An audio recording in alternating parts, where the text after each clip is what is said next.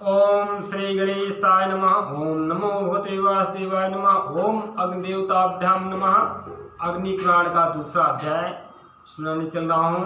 वो भी मत्स्य पुराण। भगवान विष्णु भगवान मत्स्य का अवतार किस प्रकार लिए, इसके बारे में आप लोग सुनिए। श्री वशिष्ठ जी ने कहा, अग्निदेव, आप सृष्टि आदि के कारणभूत भगवान विष्णु के मत्स्य अवतार आदि अवतारों का वर्णन कीजिए। साथ ही ब्रह्मस्वरूप अग्नि पुराण को भी सुनाइए, जिसे पूर्व काल में आपने श्री विष्णु भगवान के मुख से सुना था। अग्निदेव जी बोले, वशिष्ठों, मैं श्री हरि के मत्स्य अवतार का वर्णन करता हूँ।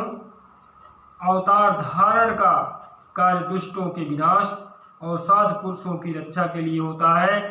बीते हुए कल्प के अंत में ब्रह्मा नामक नैमित्तिक प्रलय हुआ था। मुनि उस समय भू आदि लोग समुद्र के जल में डूब गए थे। प्रलय के पहले की बात है।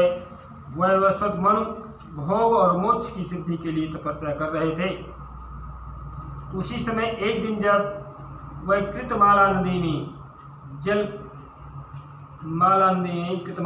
में जल से पितरों का तर्पण कर रहे थे, अर्थात इस भगवान की कथा सुनने से घर परिवार में पितृबाधा दोष भी समाप्त हो जाते हैं। तो भगवान विष्णु भगवान ने मत्स्यावतार धारण किया था। तो उनकी अंजलि में जल के साथ एक बहुत छोटी सी मछली आ गई।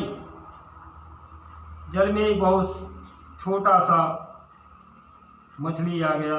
राजा ने उसे जल में फेंक देने का विचार किया। तब मत्स्य ने कहा, महाराज, मुझे जल में ना फेंको, यहाँ ग्राह आदि जंतुओं से मुझे भय है। यह सुनकर के मनु ने उसे अपने कलश के जल में डाल दिया।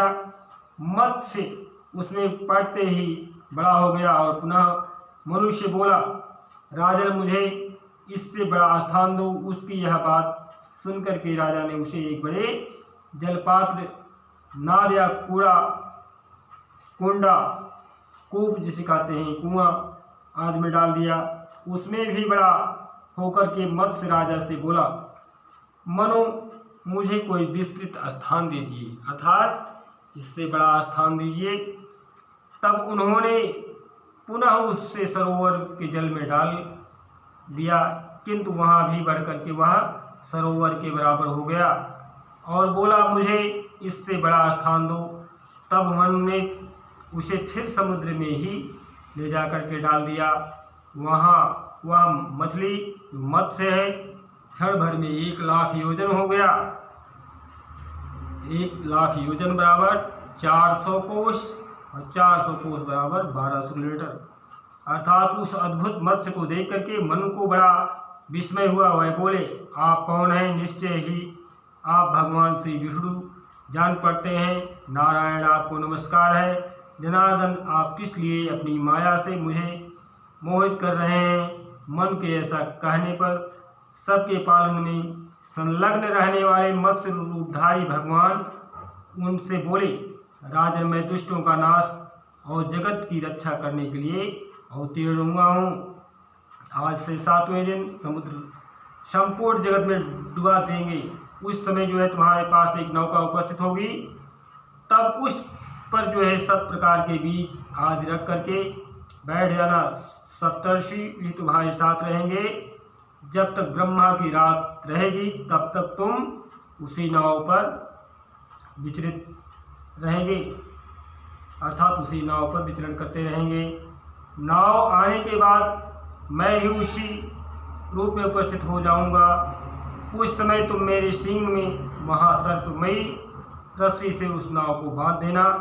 ऐसा कह करके भगवान मत्स्य अंतर ध्यान हो गए। वैवस्वत मन उनके बताए हुए इस समय की प्रतीक्षा करते हुए वहीं रहने लगे। जब नियत समय पर समुद्र अपनी सीमा लांघ कर बढ़ने लगा, तब वह जो है पूर्वोक्त नौका पर बैठ गए। उसी समय जो है एक सिंह धारण करने वाले सुवर्णमय मत्स्य भगवान का प्रादुर्भाव हुआ और उन मत्स्य भगवान की लंबाई चौड़ाई सब कुछ जो है एक विशेष आकार की थी। तो भगवान विष्णु भगवान ने इसी प्रकार से जो है मत्स्य रूप धारण किया और संसार सागर की नौका को धर्मात्माओं को बचाने के लिए पुनः जो है पृथ्वी पर अंकुरित बीज फलस्वरूप नष्ट ना हो, तो उसी नौका पर जो है लेकर के सवार हो गए। तो मत्स्य पुराण की कथा सुनने से समस्त पाप कट जाते हैं। भगवान के अवतारों का विभिन्न वर्णन, भगवान की जितनी भी नाम मंत्रों के द्वारा या बिना मंत्रों के द्वारा भगवान का स्मरण जो करता है, भगवान उसके समस्त दुख तकलीफ को काटते हैं। इस प्रकार से जो है उनका विशाल शरीर जो है 10 लाख योजन लंबा था। उनके सींग में नाव बांध करके राजा ने उनसे मत्स्य नामक पुराण का श्रवण किया, जो सब पापों का नाश करने वाला है। मनु भगवान मत्स्य की नाना प्रकार के स्तोत्रों द्वारा स्तुति भी करते थे। प्रलय के अंत में ब्रह्मा जी से वेद को हर लेने वाले हयग्रीव नामक दानव का वध करके भगवान ने वेद मंत्र आदि की रक्षा की। तत्पश्चात 12 कल्प आने पर श्री हरि ने कच्छप रूप धारण किया। बोले वृंदावन बिहारी लाल की जय, गौरी गणेश भगवान की जय, लक्ष्मीनारायण भगवान की जय, अग्नि देवता की जय। बोलो ये मत्स्य रूपधारी विष्णु भगवान की जय। तो आज जो है अग्नि पुराण का जो है मत्स्य पुराण नामक दूसरा अध्याय संपूर्ण हुआ। फिर अगले एपिसोड में आपसे मिलते हैं। बोले श्याम रामचंद्र की जय।